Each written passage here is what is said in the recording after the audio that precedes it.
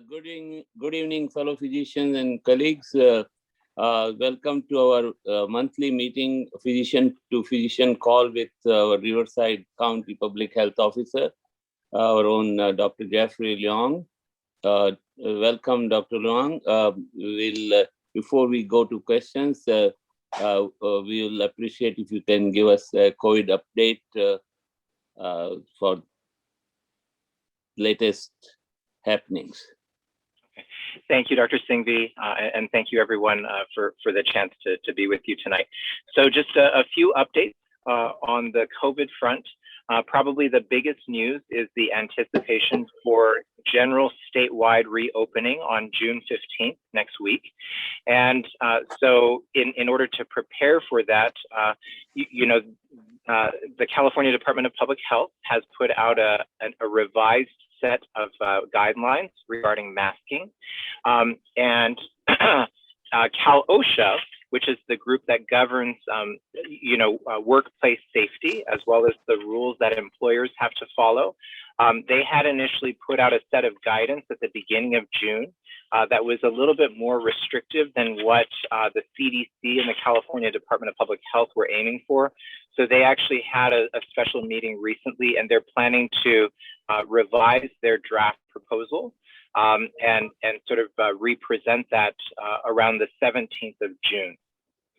So in terms of the CDPH, or the California Department of Public Health masking guidelines, just a few bullet points in case you haven't seen this come out, and you can definitely Google it or search for it online. But first of all, fully vaccinated persons are not required to use masks outdoors unless they're attending crowded outdoor events like parades or live performances or sporting events or festivals.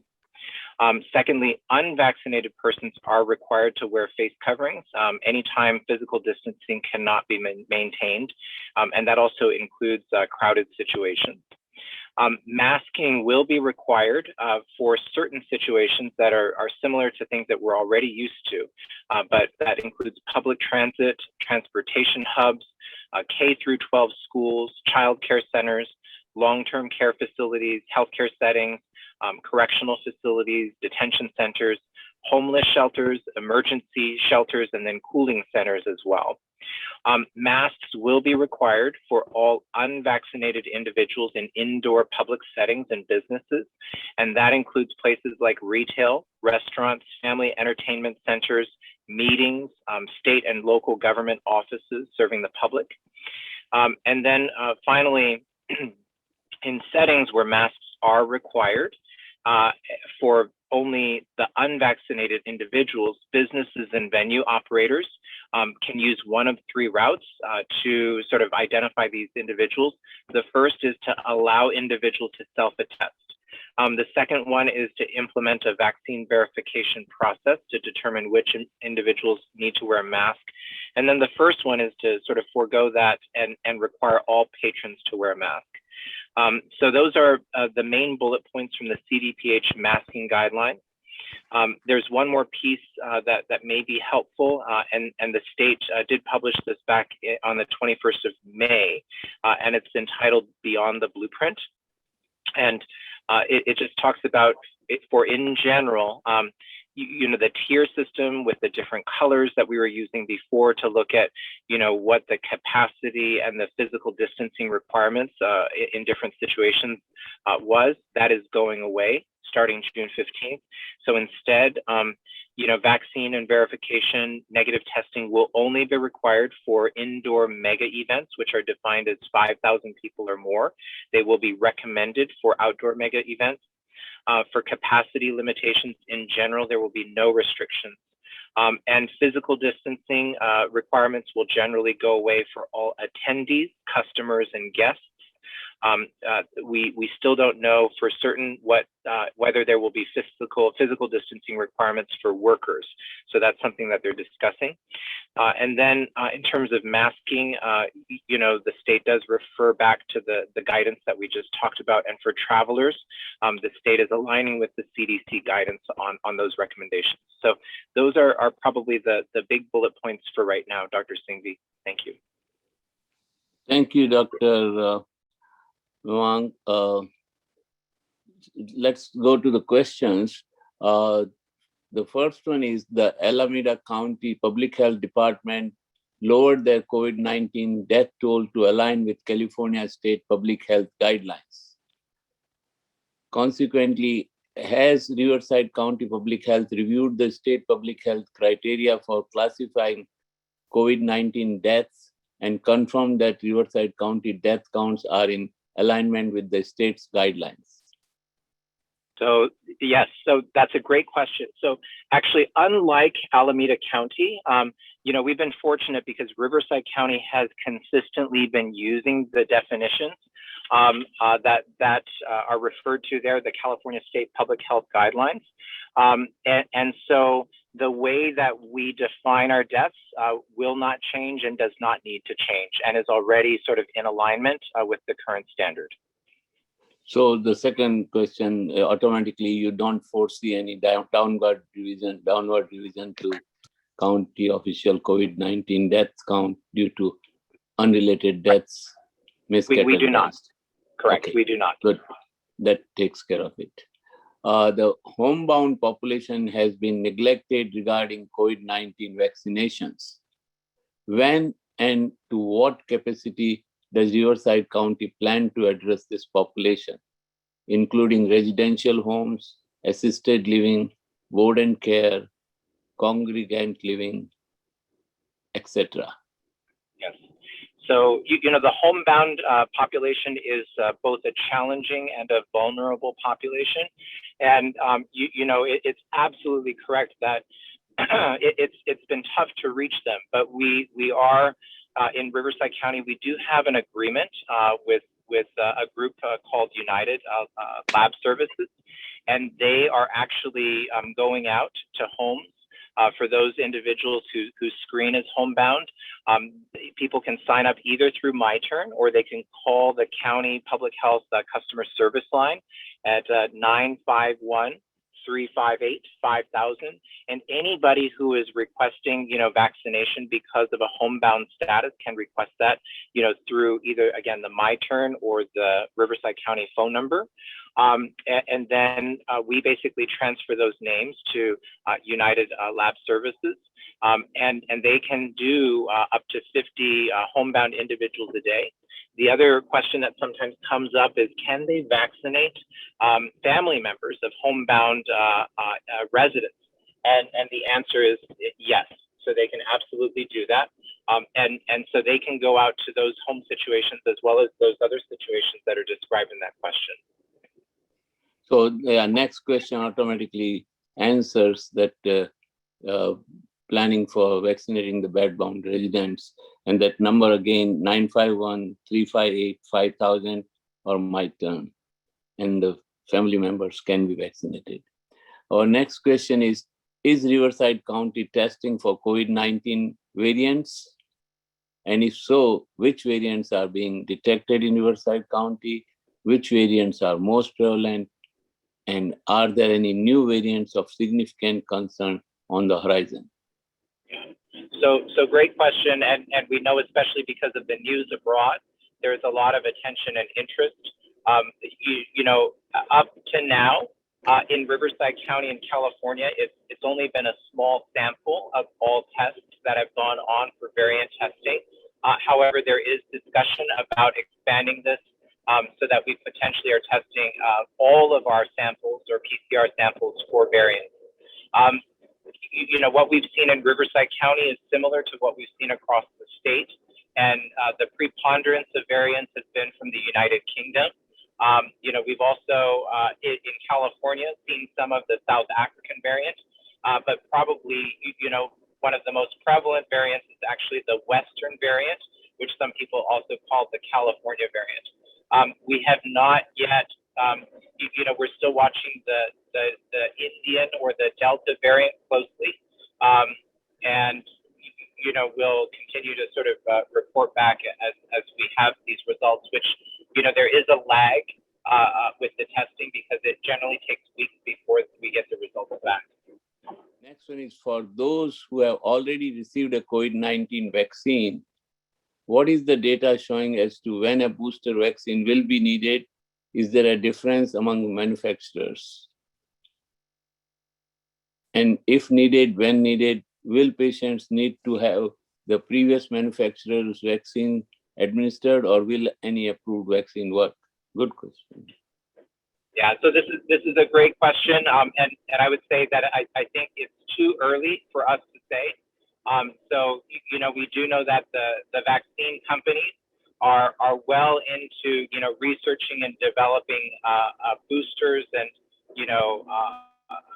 additional vaccines for a third shot, of potentially Pfizer or Moderna, for example.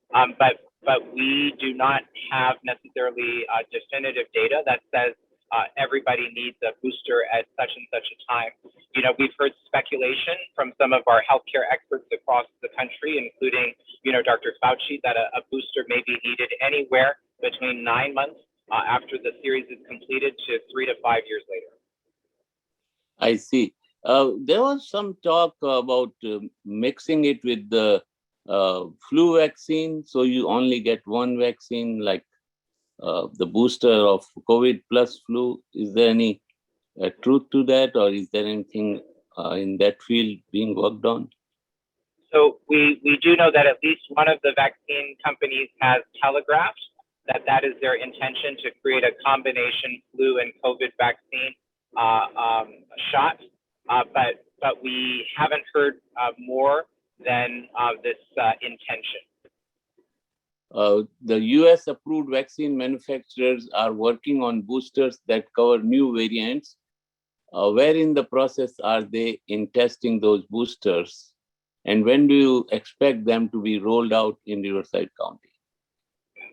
So, we don't have any anticipated date at this point. We know that they are testing, but we haven't seen a formal set of results or any applications to the FDA for approval.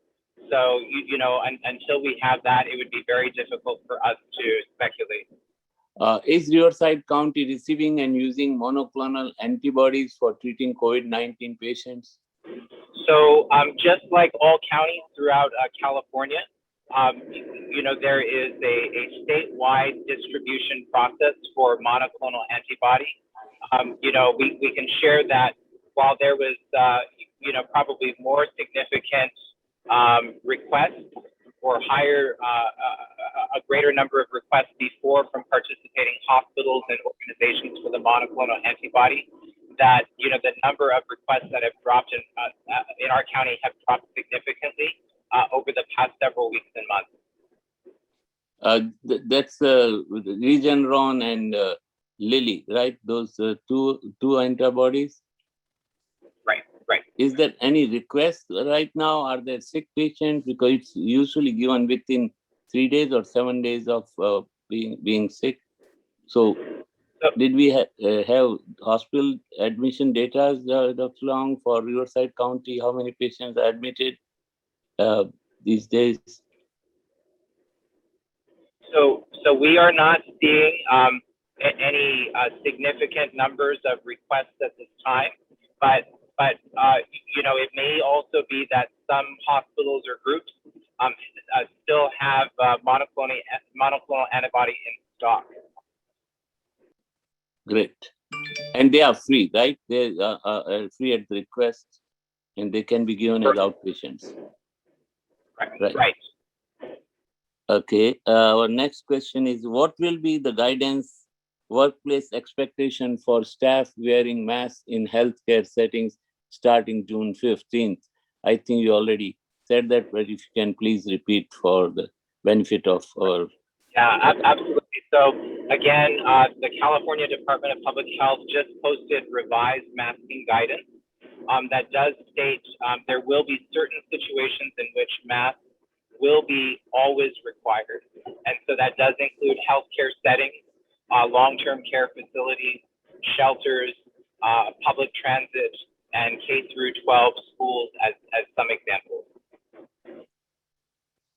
Great. FDA advisory panel today has said that there is rise in cardiac emergencies and myocarditis And also VAERS and CDC data say that there have been about 5,160 deaths so far. Can you elaborate somewhat, or you have anything else to add for that? In terms of the, so I'm not sure if these may be sort of two different questions. So, one is yes, regarding the, right, the myocarditis cases. We know that there have been cases that have been reported following vaccination. And, the initial analysis, it's not clear whether the number of cases following vaccination is actually higher than the baseline population. So I think the jury is still out on that. And then I'm sorry, Dr. Singhvi, what was the second question? The second question was the VAERS data and CDC vaccine safety data link all report that there have been 5,160 vaccine-related deaths. Are these mostly myocarditis and heart complications, or other various regions? And how do they really say it's vaccine-related? I just curious to know. Yeah. So I have not. I'm not deeply familiar with this data, but from what I've seen, I can say that it does not look like most of these are related to viral myocarditis. That it does look like it's related to a variety of complications. And when deaths are reported after vaccination, they are reported because of the timing following the vaccination. However, it's difficult to say 100% whether this death was actually caused by the vaccine, or whether it would have occurred even despite, even if this person had not received the vaccine. There is some questions in the chat box. The first one is, when do we expect COVID vaccine to be given at doctors' offices, just like the flu shots? So, our hope is that, the COVID vaccine, that we're transitioning into this now. In Riverside County, we have approximately 250 approved COVID vaccine providers. And that includes a very large number of primary care clinics. So, we do know that, there were initial challenges with cold storage and, trying to figure out how to use up every dose in a vial. But our hope is that our physicians and providers in Riverside County are feeling more and more comfortable in giving the COVID vaccine just like any other vaccine. And if I could just add, Mitzi Young in our office is assisting physicians in registering their practices to become a vaccine site. So if you are having problems in registering, please feel free to call the RCMA and we can help you walk through the process to get you signed up and start receiving vaccines. Okay, the next question, and I think we might have touched on this. What is the latest on vaccination requirements for college students? Is it a good idea to mandate it, given recent reports of myocarditis in the young after vaccination? So especially in our college students, first of all, we know that there are many different perspectives that each college or university has to consider. So mandated vaccine always results in a higher level of vaccination. We know that the UC system and the Cal State system, as well as some other notable universities in California, have already stated that if the COVID vaccine receives regular FDA approval, they will move towards mandating the vaccine. From the myocarditis data that we've seen so far, most experts would say that they would believe that this vaccine is still largely safe and effective in young adults. But again, that decision to mandate it within a university, is up to the university or college, and each higher institution needs to take many things into consideration when they make that decision. Yes, there are about 20 million college students. Do you foresee any exception to the mandatory version that might be coming in case it's approved for regular use, like having antibodies already in the system? Or is there anything you can foresee if somebody wanted an exemption on any grounds? I think it's early. It's still too early to know. Definitely right now, at this moment, antibodies or the presence of antibodies are not considered an acceptable sort of alternative. But it may be that in the future, as we have more data and we have a better idea of the duration of antibodies and sort of what the significance of different levels or quantities of antibodies mean, that that will pave the way for an alternate route. But at this time, that it would be. I think it's unlikely that will be an alternate path in the very short or near term. Next question, have there been any issues at youth summer camps? So, for camps that have, I guess we would say the vast majority of camps, are in the process of reopening or restarting. So, we probably won't have a very good idea until, several weeks later from now. And so far, we have not seen, in general, we have not seen significant issues with summer camps. The next question, why is the recommendation to continue with masks in school when they have not been shown to help, as transmission of COVID in schools was very low to begin with? Yes, so it's, there are a few things that are different about children. We do know that, that probably a quarter of all the new COVID cases across the country are happening in the pediatric population. But that being said, they are at much lower risk for serious complication, hospitalization, or death. And, the main, reasoning for continuing masking in the K through 12 setting is because, children 11 years and younger are not yet eligible to receive the vaccine. So, this is out of an abundance of, caution. But I think it's unlikely that the masking requirement in schools will go away until all children, in that K through 12 group are eligible to be vaccinated.